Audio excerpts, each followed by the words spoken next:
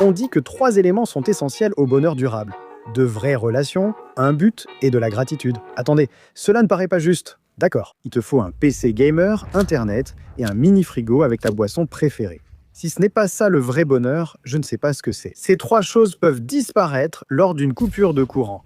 Aujourd'hui, on va créer un setup PC qui marche même sans électricité.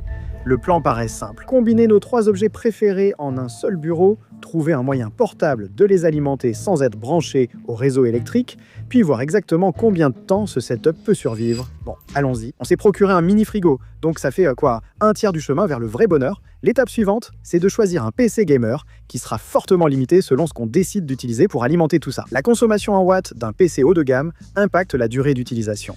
Anker Solix nous a envoyé leur nouvelle station d'alimentation portable S2000. Donc on va voir exactement ce que ça peut supporter. Elle a une capacité de 2 kWh et a été conçue pour être hyper efficace. Ils affirment qu'elle peut alimenter un réfrigérateur domestique de taille normale pendant environ 35 heures d'affilée. Donc ce que je me dis, c'est que si on alimente un mini-frigo en plus d'un PC, peut-être qu'on peut tenir environ 24 heures avec ça. Est-ce que c'est ridicule? Je ne sais pas.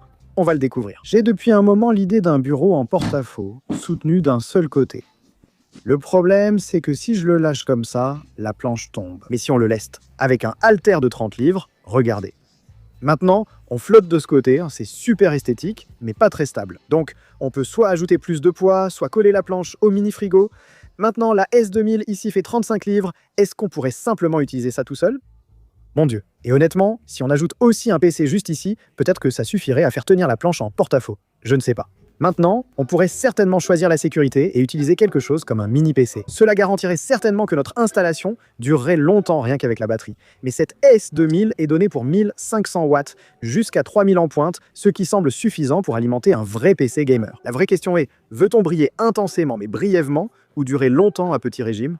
Je pense qu'on devrait briller fort et vite. Ce PC a été assemblé ici il y a quelques mois, en suivant un guide de 2014, donc les composants sont un peu dépassés. Il est équipé d'un i5 4690K et d'une GTX 980 qui ensemble ne devraient pas consommer tant d'énergie que ça, mais devraient quand même nous permettre de jouer à quelques jeux vidéo. Le poids d'un PC complet va aussi aider à stabiliser notre porte-à-faux. La dernière chose que je veux, c'est que tout bascule et que tout tombe, ce serait vraiment mauvais. Je trouve plus logique d'avoir la S2000 à l'intérieur et le PC à l'extérieur. Il est temps de passer à notre écran préféré, probablement celui tout en haut. Ça va représenter la majeure partie du poids que le porte-à-faux doit réellement supporter. Et on pourrait encore utiliser un écran portable ou quelque chose de beaucoup plus léger. Idéalement, je voudrais que cette installation reste utilisable en cas de coupure de courant. Un bel écran 1440p aidera clairement. Pour l'instant, rien ne s'est effondré. Touchons du bois. Ouah. C'est cool de ne pas avoir un deuxième pied là-bas, même si ça m'angoisse un peu. On remarque une légère inclinaison négative ici. Tout cela vient de cette petite pièce sur notre mini-frigo. La charnière n'est pas alignée avec le dessus, l'angle en découle. Donc je me sens un peu obligé de simplement découper le bois autour de cette pièce. Comme ça, on s'assure que tout est bien plat. Ouais, d'accord, faisons-le. J'ai une idée de génie. Avec ce support d'écran, on peut déplacer le poids plus loin dans cette direction. Trop cool!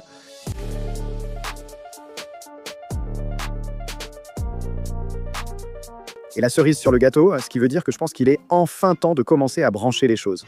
On a beaucoup de choses à alimenter et je suis très curieux de savoir combien de temps ça va durer, ou même si ça fonctionne tout court. Vous pouvez voir qu'on travaille avec 3 prises à l'avant. Il y en a aussi 2 autres à l'arrière. Et voyons voir, on a notre mini-frigo, notre PC, notre écran et notre routeur Wi-Fi.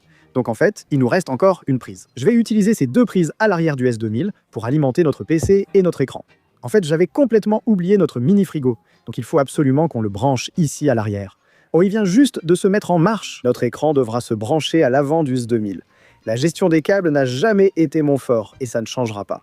Par contre, on peut utiliser cette petite poche sympa ici. Enfin, branchons le Wi-Fi. Si on le branche ici, ça recouvre toute la prise supplémentaire. Tu sais quoi? Débranchons ça. Faisons pivoter celui-ci comme ça. Branchons celui-ci juste ici. Et maintenant, on peut brancher celui-là juste là. D'accord. Donc si on regarde, on consomme actuellement 100 watts. Maintenant, je veux aussi mesurer la température du frigo pour voir. Ouais, la lumière est allumée, mais je veux savoir à quel point il fait froid ici. On va donc vérifier la température régulièrement. Maintenant, c'est le moment de vérité. Allumons le PC Gamer. C'est bon signe. Peut-on vraiment afficher un signal vidéo avec ce seul module d'alimentation? Mon Dieu! Et avec ça, on consomme maintenant 181. C'est en fait beaucoup moins que ce que je pensais. tout ce que tu vois ici est alimenté uniquement par ça. Donc tu peux voir qu'il n'y a pas de câble supplémentaire branché à la prise murale. Et en fait, ce côté du bureau est aussi complètement isolé. Même si la consommation au repos m'intéresse, je veux surtout voir comment cette configuration réagit en jeu. Donc naturellement, on va lancer un peu de Cyberpunk 2077, ce qui va forcer notre GPU à travailler aussi dur que possible, en tirant essentiellement la quantité maximale de watts qu'il peut probablement consommer. Maintenant, il est important de noter que notre système de batterie, ici, produit une onde sinusoïdale pure, ce qui offre une régulation de tension constante et imite mieux l'alimentation fournie par le réseau électrique. C'est aussi essentiel pour protéger le GPU et les autres composants. Donc, avec notre PC qui fait tourner Cyberpunk sur un écran 1440 épais, notre réfrigérateur, qui refroidit activement jusqu'à, 9 degrés Celsius, et notre routeur qui fournit Internet à notre PC, nous consommons 330 watts. Pour être honnête, je pensais que ce chiffre allait être bien plus élevé. Mais souvenez-vous, l'Anker Solix S2000 est prévu pour 1500 watts et peut même supporter un pic de 3000 watts. C'est près de 10 fois plus que notre consommation actuelle. Pour profiter au mieux du réfrigérateur, je vais mettre ça dans un verre d'eau pour que ça reste bien frais. L'astuce, c'est d'ajouter un tabouret sous le bureau pour y poser les pieds. D'accord? Oui, c'est vraiment sympa. Je m'habitue à avoir un mini frigo à côté de moi et il restera sûrement dans mon studio. Vraiment sympa. Durant toute la session de jeu, le PC est resté parfaitement stable. Impossible de deviner qu'il n'était pas sur secteur. Et maintenant, après une heure entière d'utilisation, voyons l'état de notre batterie. Et nous n'avons perdu que 10%. Nous avons aussi joué pendant la majeure partie de ce temps, ce qui est l'activité la plus intensive que l'on puisse faire avec notre ordinateur. Vous pouvez voir maintenant que nous faisons simplement de la navigation web, nous consommons seulement 114 watts contre environ 330 watts lorsque nous jouions. Donc, si mes calculs sont corrects, cela va durer bien plus de 10 heures en faisant fonctionner tout ce que vous voyez ici, y compris notre mini frigo, ce qui est assez fou. Nous avons même encore une prise supplémentaire. En plus, nous pourrions faire quelque chose comme charger notre téléphone directement avec le port USB de type A ou le port USB de type C. À ce stade, il commence à se faire assez tard. Donc ce que je vais faire, c'est laisser tout ça fonctionner toute la nuit et voir si c'est encore en marche demain matin. Mais d'accord, nous sommes à 89%. Il est temps de voir où ça en est ce matin si ça fonctionne encore. Donc je vous retrouve à ce moment-là, plusieurs heures plus tard.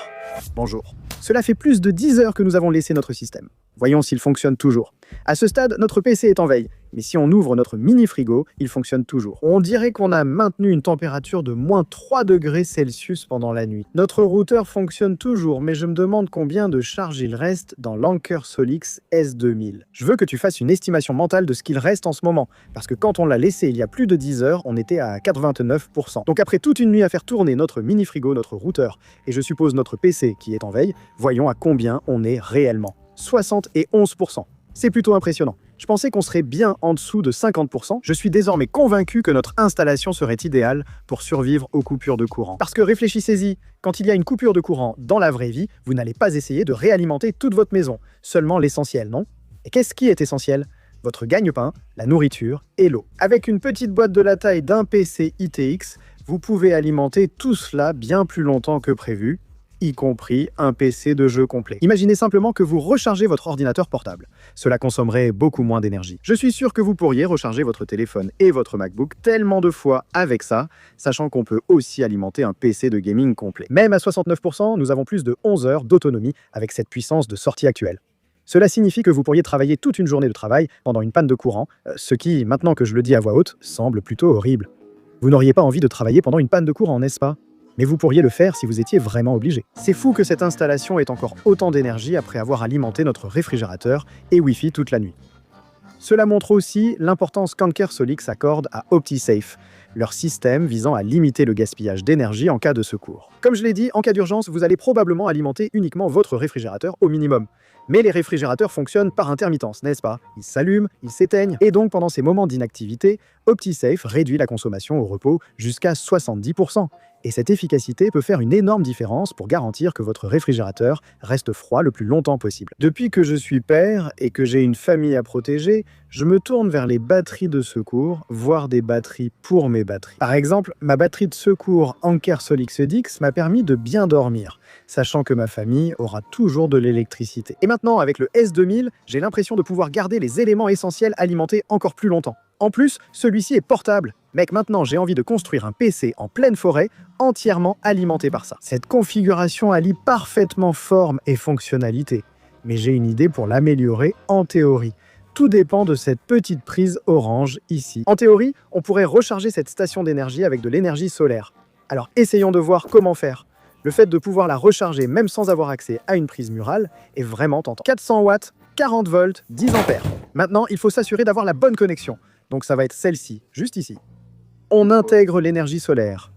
Au début, je voulais rendre l'installation totalement portable. Par exemple, en ajoutant des roulettes au mini-frigo pour le déplacer dehors. Si j'avais voulu faire ça, il aurait fallu tout construire dehors, car maintenant, je ne peux plus le sortir assemblé par la porte. On pourrait fixer les panneaux solaires à l'arrière de l'installation pour les orienter vers le soleil dehors et obtenir un maximum d'énergie. Et pour tout connecter, il suffit de trouver ce petit câble juste ici et de le brancher à l'avant du S2000.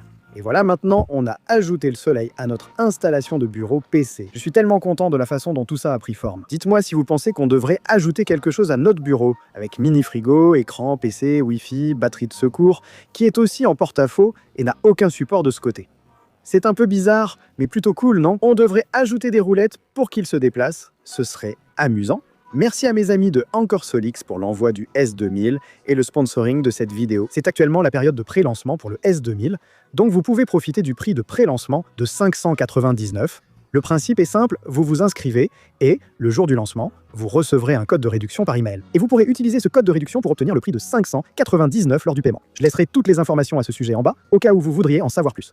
Je me suis vraiment amusé avec ça. J'espère que vous avez pris plaisir à regarder. Je suis Muraille Ister, votre bidouilleur technologique. À bientôt pour la prochaine vidéo. Ouais.